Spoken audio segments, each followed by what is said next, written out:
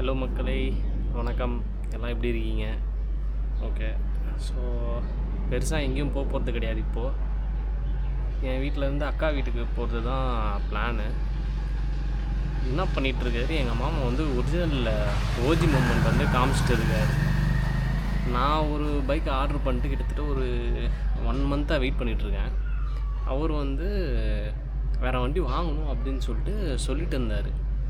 திடீர்னு என்ன பார்த்தா வண்டி வாங்கிட்டு இருக்காரு. சரி, வீட்டில் போயிட்டு வண்டியை பார்க்கலாம் அப்படின்னு சொல்லிட்டு கிளம்பிட்டுருக்கேன். அது என்ன வண்டின்னு சொல்லிட்டு உங்களுக்கு நேரில் போய் காட்டுறேன், நீங்களே பாருங்கள். சரி, நம்ம ரோட்டில் பார்ப்போம். நான் Feb 1 வந்து நான் வண்டி புக் பண்ணியிருந்தேன். அது என்ன வண்டின்றது அப்போது டெலிவரி எடுக்கும்போது நான் உங்களுக்கு காட்டுறேன்.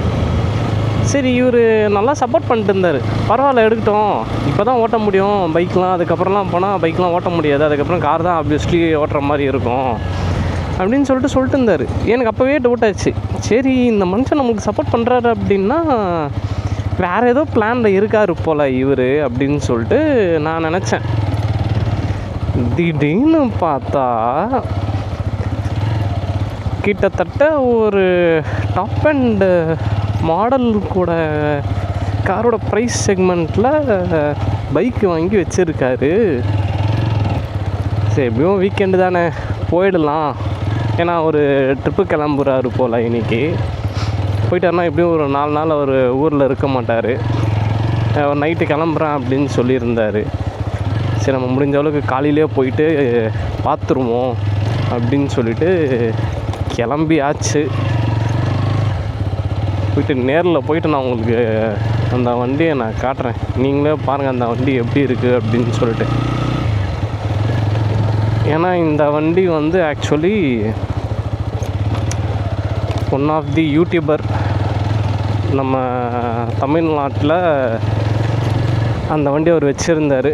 இப்போது உங்களுக்கு ஒரு ஐடியா வந்துட்டுருக்குன்னு நினைக்கிறேன். பட் அந்த யூடியூபர் வந்து இன்டர்நேஷ்னல் யூடியூபருங்க. தெரிஞ்சிச்சா நான் எந்த வண்டியை பற்றி பேசுகிறேன் அப்படின்னு சொல்லிட்டு ஓரளவுக்கு ஐடியா வந்துட்டுருக்கும்ல உங்களுக்கு இப்போது? எஸ், அதே வண்டி தான். எனக்கு ஆக்சுவலி பைக் ஓட்டுறது எனக்கு ரொம்ப பிடிக்குங்க. எப்படின்னா, நார்மலாகவே இப்போ ஈவினிங் டைமோ இல்லை நைட் டைமோ நான் இருக்கேன் அப்படின்னா எங்கேயாச்சும் எனக்கு வந்து வெளில போகணுன்னு தோணும். ஆனால் எங்கே போகணும் அப்படின்றதுலாம் எந்த ஒரு பிளானிங்குமே இருக்காது. ஸோ அப்படியே வண்டி எடுப்பேன். சரி, போகிற போக்கில் எங்கேயாச்சும் போவோம் அப்படின்னு சொல்லிட்டு நான் கிளம்பிடுவேன். எப்படியும் ஒரு 1 hour 1.5 hour 2 hours கிட்டே எங்கேயாச்சும் அப்படியே சுற்றிட்டு இருந்துட்டு பொறுமையாக அப்படியே ட்ரைவ் பண்ணிவிட்டு அதுக்கப்புறம் ரிட்டர்ன் வந்துடுவேன். ஸோ அது இப்போன்னு கிடையாது, அது ரொம்ப நாளாகவே அப்படி தான், ரொம்ப வருஷங்களாகவே அப்படி தான். ஏன்னா இதுக்கு முன்னாடி வந்து நான் ஒரு பைக் வச்சுருந்தேன். ஸோ அது வந்து கரிஷ்மா ஆர். ஆக்சுவலி அது இந்த பழைய கரிஷ்மா கிடையாது. அதுக்கப்புறம் செகண்ட் வந்து ஒரு வண்டி வந்து லான்ச் பண்ணியிருந்தாங்க.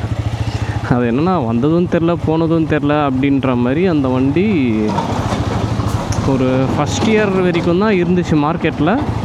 அதுக்கப்புறம் காணாமல் போயிடுச்சு. அது எங்கே போச்சுன்னு தெரியல.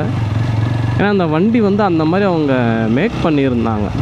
வண்டி ரொம்ப லென்த்து, நம்ம பேக் பிரேக் அப்ளை பண்ணோன்னா பயங்கரமாக வண்டி ஸ்கிட் ஆகுது.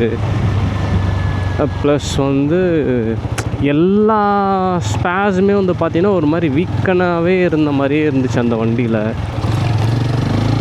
வண்டி ஓட்டும் போதெல்லாம் ஏதாச்சும் கண்டி உண்டுருமா அப்படின்ற ஒரு பதட்டத்திலே அந்த வண்டி ஓட்டுற மாதிரியே இருந்துச்சு. வாங்கிட்டு பட் அது ஒரு யூனிக்காக இருந்தது, நல்லா இருந்துச்சுன்னு சொல்லிவிட்டு வாங்கிடலாம் அப்படின்னு பிளான் பண்ணி வாங்கிட்டேன். அதுக்கப்புறம் ஏன்டா அந்த வண்டியை நான் வாங்கினேன்னு சொல்லிட்டு ரொம்ப ஃபீல் பண்ணிட்டேன்.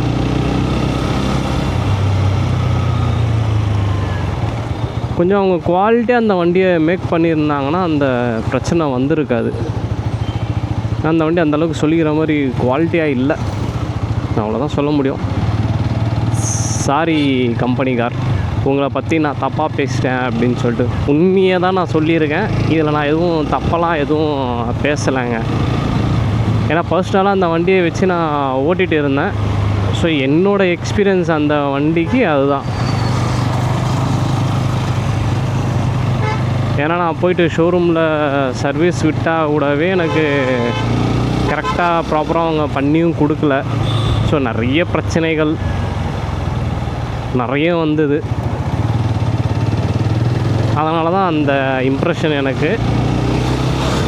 நீங்கள் பார்த்துட்டு இருந்தீங்கன்னா கொஞ்சம் உங்களோட சர்வீஸும் சரி, உங்களோட வண்டியோட மேக்குமே சரி, கொஞ்சம் நல்லாவே நீங்கள் மேக் பண்ணிக்கங்க. மேபி இப்போது புதுசாக வந்த வண்டி எப்படி இருக்குன்னு சொல்லிட்டு தெரியல.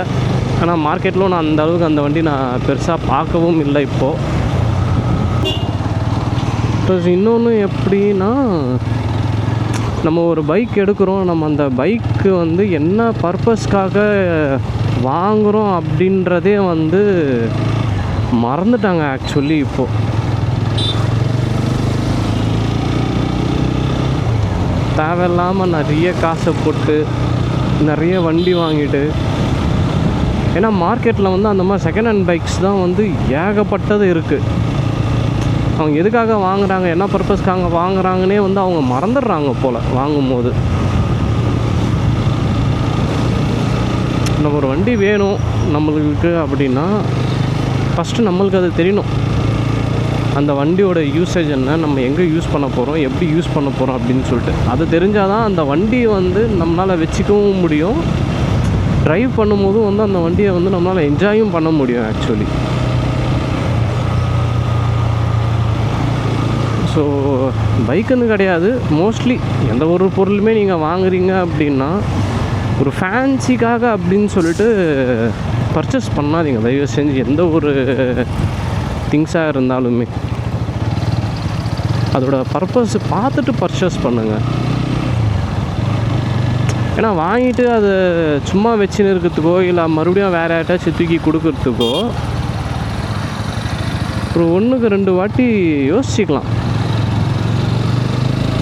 இன்னொரு விஷயம் எப்படின்னா, இப்போ நீங்கள் ஒரு பொருள் இப்போ ஒன்று வாங்குறீங்க அப்படின்னு சொல்லி இப்போ டிசைட் பண்ணியிருக்கீங்கன்னு வச்சுக்கோங்களேன், அந்த ஒரு 1 வீக் டைமு அப்படின்ற மாதிரி எடுத்துக்காதீங்க. ஒரு 1 மந்த்து அப்படின்ற மாதிரி டைம் நீங்கள் வச்சுக்கோங்க. ஸோ தட் வந்து உங்களுக்கு அந்த திங்கோட நீடு என்னன்னு சொல்லிட்டு தெரியும். ஒரு 1 மந்த்தாக நீங்கள் வச்சிங்கன்னா தான். ஏன்னா இப்போது ஃபேன்சி திங்ஸ் எப்போனா அந்த டைமில் உங்களுக்கு வந்து ஸ்ட்ரைக் ஆகும். ஓகே நம்ம இப்போ இதை வந்து வாங்கலாம் அப்படின்னு சொல்லிட்டு, ஓகேங்களா. அந்த ஃபேன்சி ஐட்டம்ஸ் எப்படின்னா ஒரு 1 வீக் 2 வீக்ஸ் வரைக்கும் உங்களோட மைண்ட்லேயே வந்து உட்காந்துட்ருக்கும். பட் லேட்டர் பார்ட் அது உங்களுக்கு நீடு இல்லைன்னு வச்சுக்கோங்களேன், அது ஆட்டோமேட்டிக்காக அது காணாமே போயிடும். அதுவும் சொல்லுவோம் பார்த்தீங்களா, ஆசைக்கு வாங்கிறது அப்படின்னு சொல்லிட்டு, அந்த மாதிரி ஐட்டங்கள் நான் சொல்கிறேன். ஏன்னா ஃபஸ்ட்டு பார்த்தோன்னே செம்ம அட்ராக்டிவாக இருக்கும், அப்படியே பிடிச்சிரும். தூங்கினாலும் நைட்டில் கனவுல அதுதான் வந்துட்டுருக்கும், அந்த மாதிரிலாம் இருக்கும். ஸோ அந்த மாதிரி திங்ஸ் எல்லாம் வந்து கொஞ்சம் புஷ் பண்ணி வைங்க. ஈவன் தான் உங்களுக்கு காசே உங்கள் கையில் இருந்தாலுமே வந்து அப்போதைக்கு வாங்காதீங்க, வேஸ்ட் பண்ணாதீங்க.